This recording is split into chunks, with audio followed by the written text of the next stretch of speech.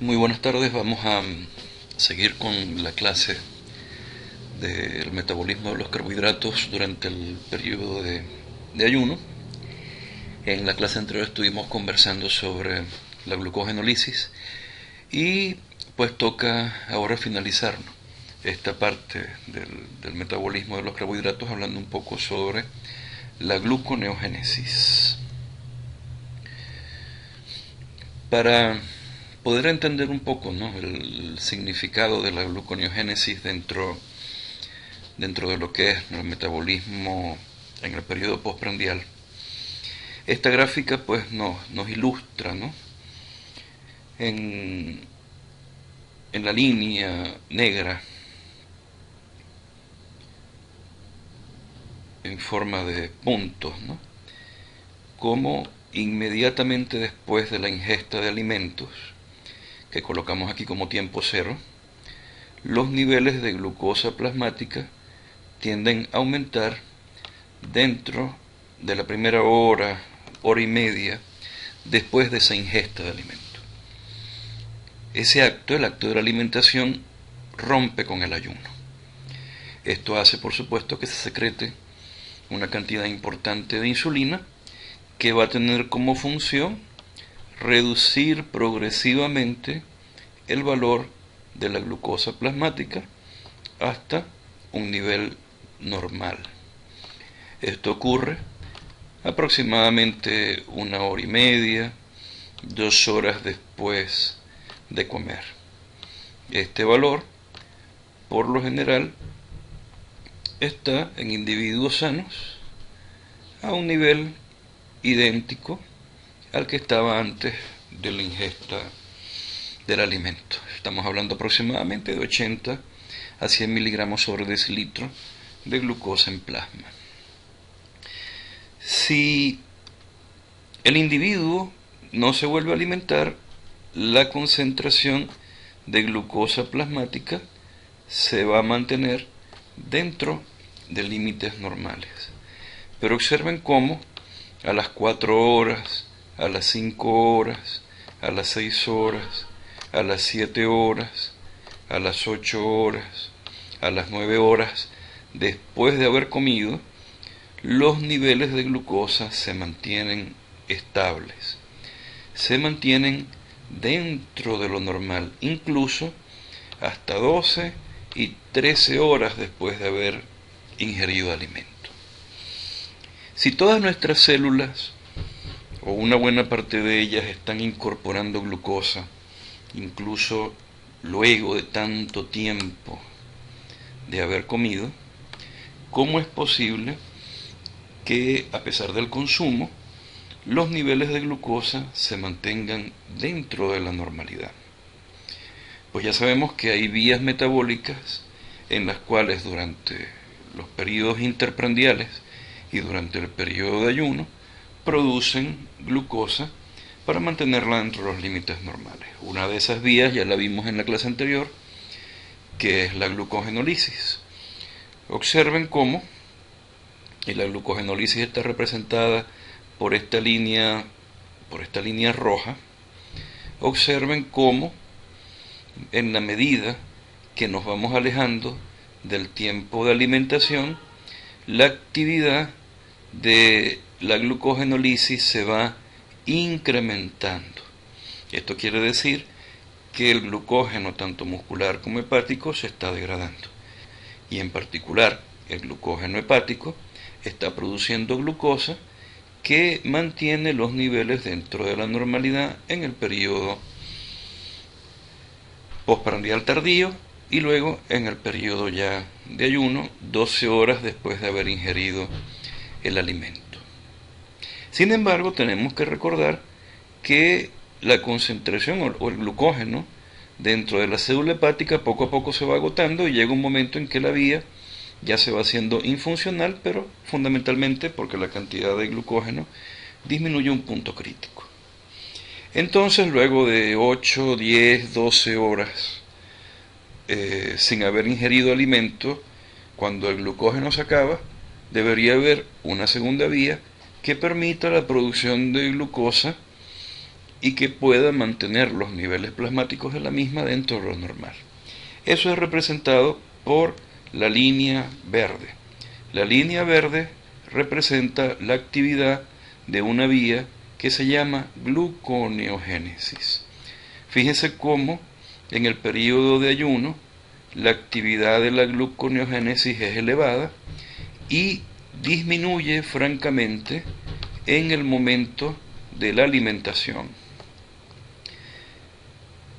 El incremento en la secreción de insulina estimulada por la ingesta de alimentos inhibe esta vía de gluconeogénesis, pero en la medida en que va pasando el tiempo, la vía progresivamente se va activando y se hace extremadamente activa más o menos unas 12 horas en adelante después de no haber ingerido alimento. Esto quiere decir en el periodo de ayuno.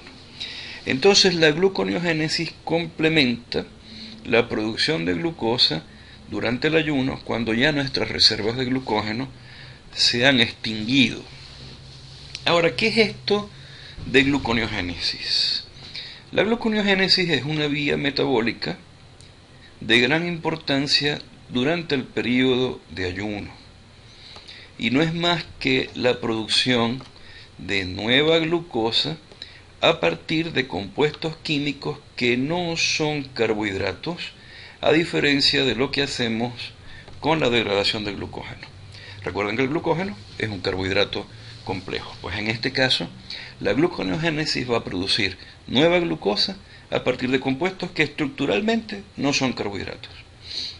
Esta vía, muy activa durante el ayuno, proporciona glucosa a aquellos tejidos que son nobles, aquellos tejidos que prácticamente viven desde un punto de vista energético con el suministro de glucosa. Entre otros, por supuesto, como ya hemos visto, el tejido nervioso y también, por supuesto, el eritrocito.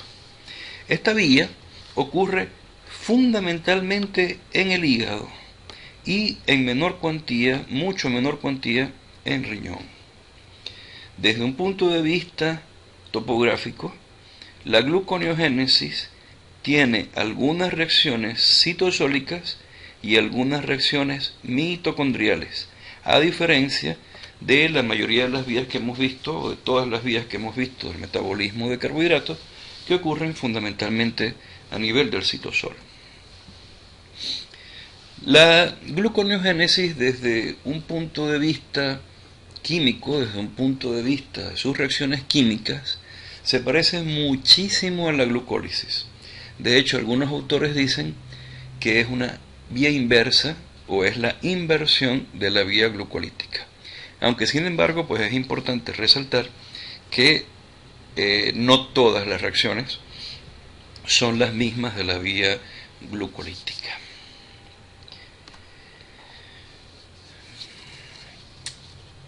En relación al inicio de la gluconeogénesis, también se ha considerado que esta vía en verdad no es una, ¿no?, sino que son varias vías al mismo tiempo, porque la gluconeogénesis no se inicia siempre con el mismo sustrato.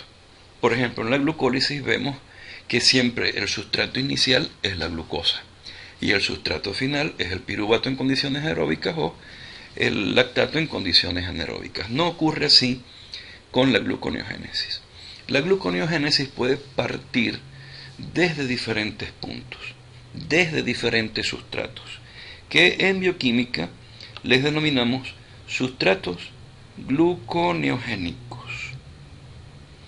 Estos sustratos gluconeogénicos no son carbohidratos y pueden ser desde un punto de vista estructural bastante heterogéneos. Por ejemplo, el lactato es un sustrato de tipo gluconeogénico. Él se puede convertir y puede rendir glucosa. Igualmente, la molécula de glicerol, un alcohol, también puede generar glucosa. Y de forma muy importante, un grupo de 13 aminoácidos que se denominan aminoácidos gluconeogénicos, también son capaces de producir glucosa. ¿Cuáles son estos aminoácidos gluconeogénicos? Son la arginina, la histidina, la glicina, la prolina, la glutamina y el glutamato. La alanina, la cisteína, la glicina, serina y trionina, y el aspartato y la asparagina. Sin embargo, tenemos que recalcar que los aminoácidos no pueden entrar directamente a la vía gluconeogénica, porque ellos deben primero convertirse en intermediarios del ciclo de Krebs para poder rendir finalmente glucosa. Observen en esta gráfica cómo podemos clasificar los 20 alfa-aminoácidos, dependiendo de su disposición final metabólica en el periodo de ayuno, como aminoácidos glucogénicos, que son aquellos que producen glucosa, y los aminoácidos de tipo cetogénicos, que son aquellos capaces de producir cuerpos cetónicos. Fíjense, por ejemplo, cómo el glutamato, la glutamina, la histidina y la prolina y la arginina son capaces de convertirse en alfa-cetoglutarato, uno de los intermediarios del ciclo de Krebs. Como la valina, la metionina, la trionina y la isoleucina se pueden convertir en succinato. Como el aspartato, la tirosina y la fenilalanina pueden rendir fumarato. Y como la asparagina y el aspartato pueden rendir oxalacetato. Finalmente, observen como algunos tipos de aminoácidos, como el triptófano, la leucina, la isoleucina, la fenilalanina, la tirosina, son capaces de rendir bien sea acetil-CoA y ácido acetoacético, que al final se convierten en cuerpos cetónicos. Fíjense entonces que desde un punto de vista funcional, durante el periodo de ayuno, los aminoácidos también sirven como fuente de energía. La glucosa, por supuesto, sirve de fuente de energía, se oxida a piruvato y posteriormente a acetil-CoA. Los ácidos grasos también sirven como fuente de energía. Los ácidos grasos se oxidan a acetil-CoA. Pero ahora, por primera vez, pues los introduzco hacia el hecho de que los aminoácidos también pueden producir energía, bien sea convirtiéndose en glucosa o bien sea convirtiéndose en acetil-CoA o ácido acetoacético. Y entonces, pues estos, a través de la generación de cuerpos cetónicos, se pueden convertir en acetil-CoA y finalmente oxidarse también en el ciclo de Krebs. El otro elemento que es fundamental es que podemos apreciar, ¿no?, de forma bastante clara la naturaleza anfibólica del ciclo de Krebs. Es decir, ¿no?, que el ciclo de Krebs puede servir para oxidar acetil-CoA, ¿no?, pero también puede servir para otros tipos de reacciones químicas, en este caso la producción de glucosa. Entonces la pregunta, ¿no?, que surgiría en todo esto es de dónde surgen estos aminoácidos. Durante el periodo de ayuno, ¿de dónde salen estos aminoácidos? ¿De qué parte de nuestro organismo estos aminoácidos pasan a la sangre y llegan al hígado para poder ser sustratos gluconeogénicos? Estos aminoácidos de tipo gluconeogénico provienen, obviamente, y de forma fundamental, de la degradación de proteínas a través de un proceso que se denomina proteólisis intracelular. Ahora, ¿dónde se ubican estas proteínas? Se ubican fundamentalmente en el músculo esquelético. Y de todos los 20 alfa-aminoácidos, tal vez el más importante, el que se encuentra con mayor cantidad en el periodo de ayuno a nivel de la sangre, es el aminoácido alanina. Entonces ya sabemos que en músculo, en condiciones de ayuno, la proteína muscular, sobre todo proteínas estructurales, se degradan a sus aminoácidos constituyentes. Esos aminoácidos son liberados a la circulación, representados particularmente por alanina. Esa alanina en sangre va hasta el hígado, entra al interior del hígado, y una vez dentro del hígado, la alanina puede entrar al ciclo de Krebs a través de su transaminación y su conversión en piruvato, y así poder rendir glucosa. Observen cómo la alanina, que es un aminoácido de tipo no esencial, pero que es muy importante, puede sufrir dentro del hígado una conversión, una transaminación.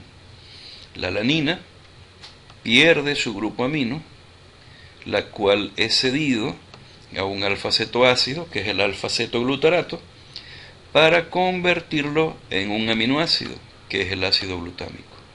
La alanina, al perder el grupo amino, se convierte en piruvato. Entonces, en resumen, la proteólisis muscular genera cantidades importantes de alanina y otros aminoácidos. La alanina pasa a la sangre, en la sangre se distribuye, llega al hígado, en el hígado la alanina se transamina a piruvato, el piruvato se convierte posteriormente en oxalacetato, este malato, que sale de la mitocondria para generar finalmente glucosa. Entonces vamos a estudiar ahora fundamentalmente estos procesos, de cómo los aminoácidos al final tienen la capacidad de rendir glucosa. Esta gráfica es la gráfica clásica del libro de Harper, donde podemos observar en primer lugar el citosol y en segundo lugar la mitocondria. En el citosol podemos identificar claramente la vía glucolítica y cómo esa vía glucolítica termina en piruvato. Como el piruvato entra al interior de la mitocondria, se oxida a acetil-CoA,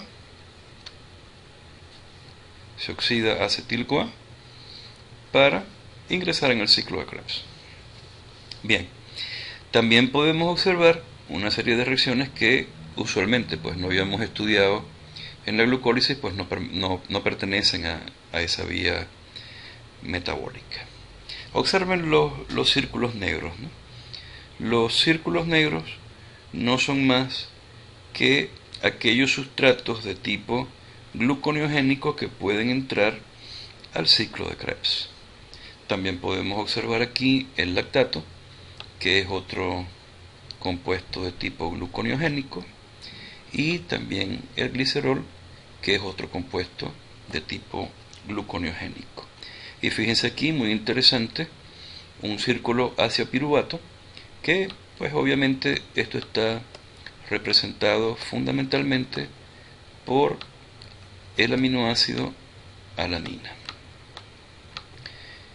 Entonces vamos a describir pues los pasos más importantes de la gluconeogénesis, ¿no? Podríamos hacer, por ejemplo, gluconeogénesis a partir del lactato. El eritrocito produce lactato de forma constitutiva, todo el tiempo lo está produciendo, y ese lactato del eritrocito va a la sangre y de la sangre llega al hígado. En el hígado, el lactato se puede convertir en piruvato por una inversión de la reacción de la lactato deshidrogenasa. Entonces, este lactato fácilmente puede rendir piruvato. El piruvato entra al interior de la mitocondria y uno pensaría que rápidamente el piruvato se podría convertir ¿en qué? En acetil-CoA. Pero no es así. Recuérdense que estamos en condiciones de ayuno. Y cuando estamos en condiciones de ayuno, el sistema multienzimático de la piruvato deshidrogenasa está fosforilado y por lo tanto está inactivo. Por lo tanto, la acetil-CoA tiene que tomar otra vía diferente. El piruvato, tiene que tomar otra vía diferente. El piruvato en condiciones de ayuno se convierte en oxalacetato, un intermediario del ciclo de Krebs, por acción de la primera enzima de la gluconeogénesis. Esta enzima se denomina piruvato carboxilasa, que utiliza al CO2 como donante de carbonos. Es decir, es una enzima que carboxila el piruvato para convertirlo en oxalacetato. ¿Qué pasa con el oxalacetato? Bueno, cualquiera pensaría que el oxalacetato se va a combinar, ¿verdad?, con acetil-CoA para producir citrato. Pero no es así, porque la citrato-sintasa está inhibida en el periodo de ayuno. La citrato-sintasa es inhibida por los ácidos grasos que están viniendo desde el tejido adiposo, que actúan como moduladores alostéricos de tipo negativo de la enzima. Entonces, esta enzima no está activa durante el periodo de ayuno. Entonces, la acumulación de oxalacetato hace que éste tome su conversión hacia malato por acción de la malato deshidrogenasa.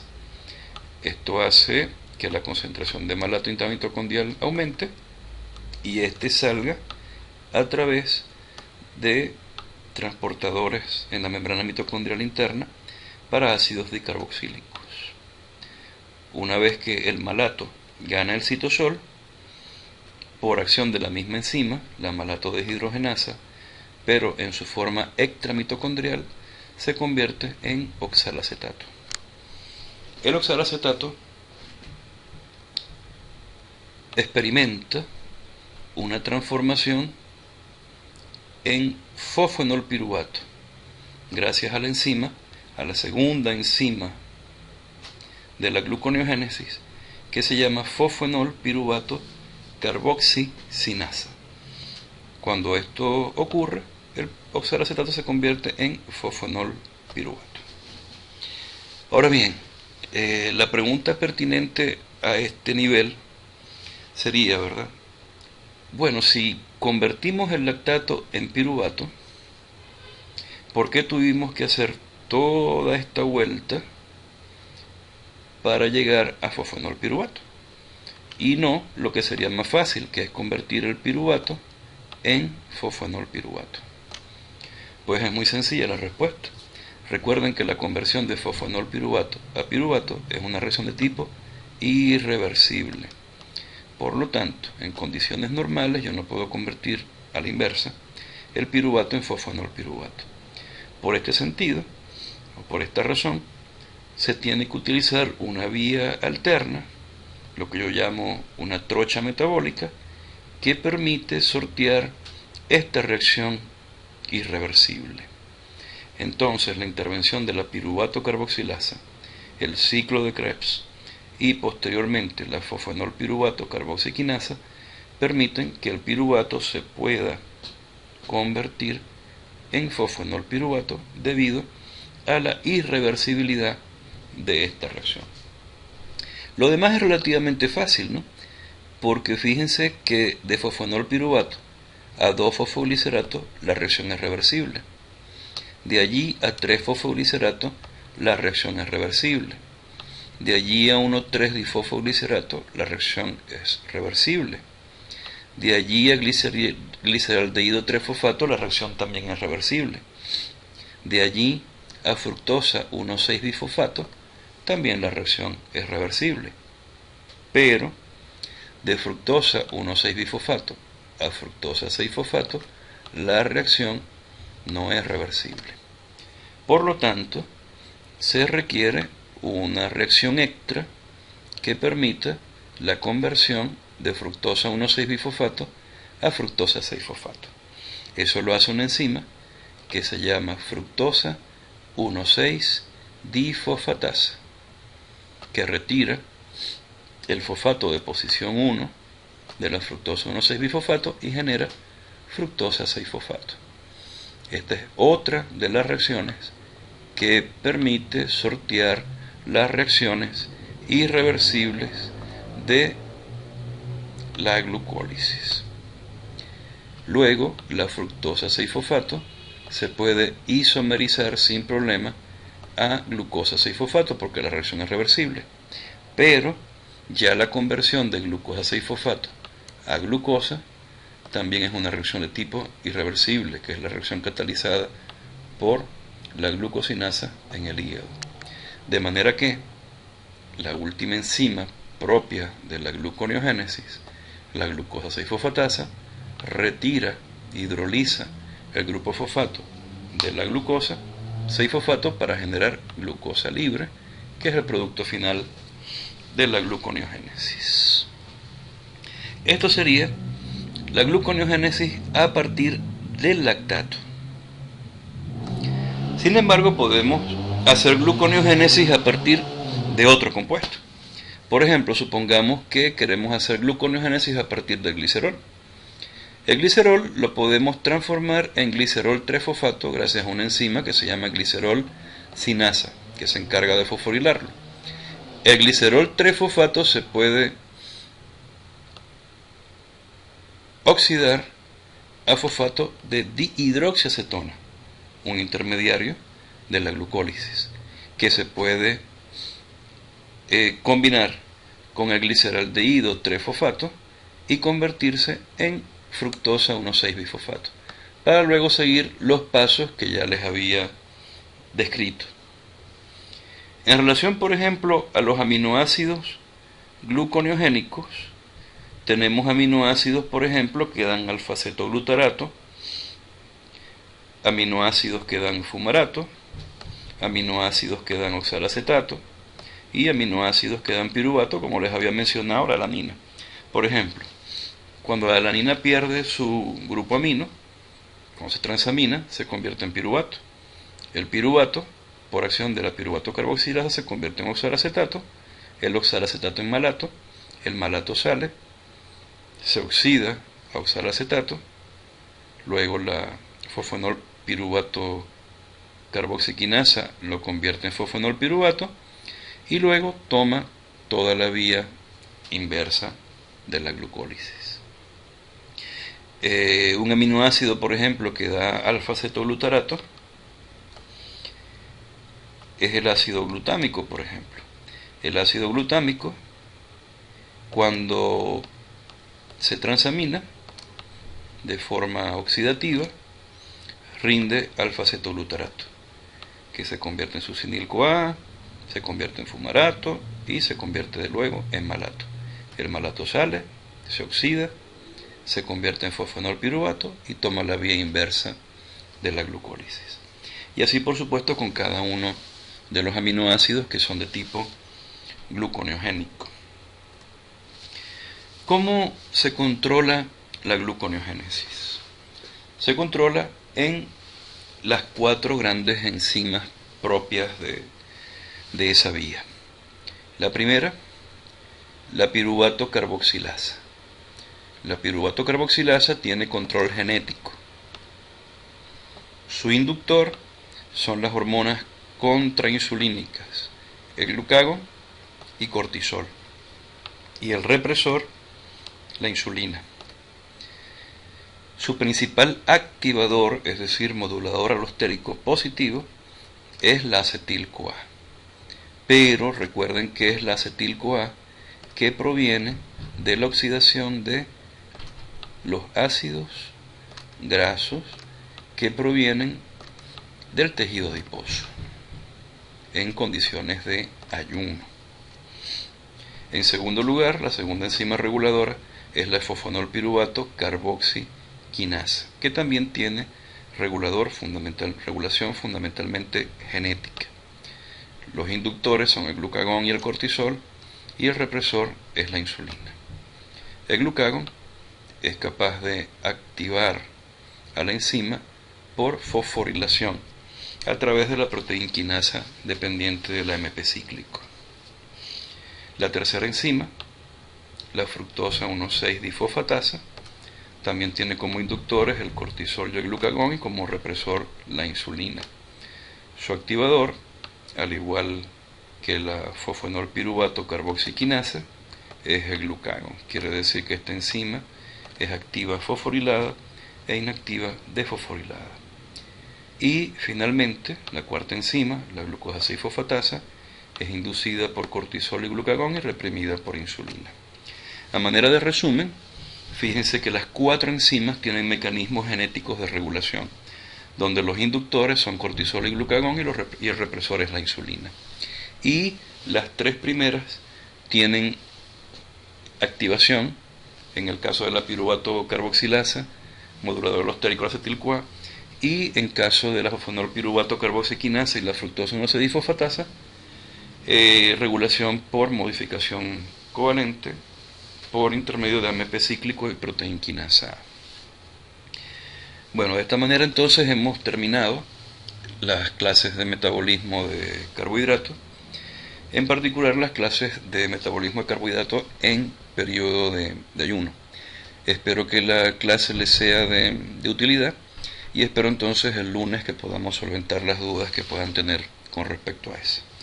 Muchísimas gracias.